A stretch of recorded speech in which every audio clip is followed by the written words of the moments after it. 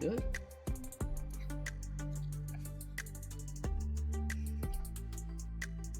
There we go. Boom. There we go. That's what we wanted.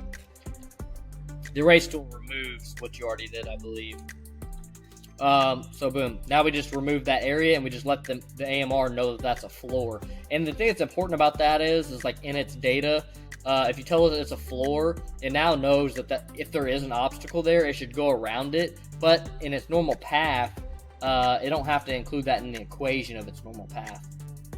Because paths are like pre-mapped out. When you say go from this position to this position, it actually creates all the waypoints in between there. I don't want to say waypoints because that's kind of a different term.